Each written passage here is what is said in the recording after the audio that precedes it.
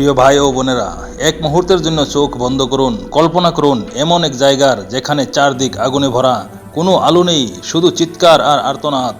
সেখানে এমন মানুষ থাকবে যারা দুনিয়ায় অহংকারে, গুনাহে আর অবহেলায় জীবন কাটিয়েছিল। আজ তারা চিরকালীন শাস্তির মধ্যে জাহান্নামে। কিন্তু জানেন কি, দীর্ঘকাল অগ্নির যন্ত্রণা ভোগ করার পরও তারা আল্লাহর কাছে চারটি ইচ্ছা প্রকাশ করবে, কিন্তু একটিও পূরণ হবে না। তাদের প্রথম ইচ্ছা, তারা কাঁদতে কাঁদতে বলবে, হে আল্লাহ, আমাদের এখান থেকে বের করে দিন, এবার আমরা আর কোনো গুনাহ করব না। কিন্তু আল্লাহ বলবেন, চুপ, আমার সাথে আর কথা বলো না।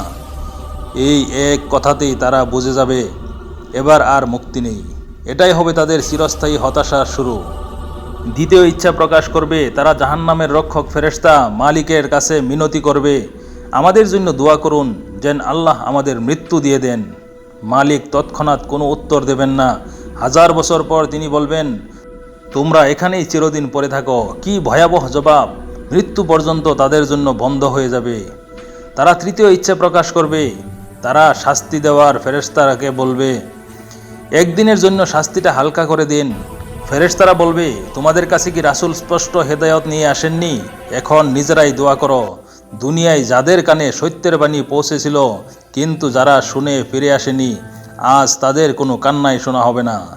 চতুর্থ ইচ্ছা প্রকাশ করবে, তারা জান্নাতের মানুষকে ডাক দিয়ে বলবে, ভাই, আমাদের এক চুমুক পানি দাও, অথবা জান্নাতের খাবার থেকে অল্প খাবার দাও। কিন্তু জান্নাতবাসীরা বলবে, আল্লাহ এগুলো কাফেরদের জন্য হারাম করেছেন। দুনিয়ায় সামান্য পানির মূল্য না বোঝা সেই মানুষ আজ এক চুমুকের জন্য পাগল হয়ে যাবে।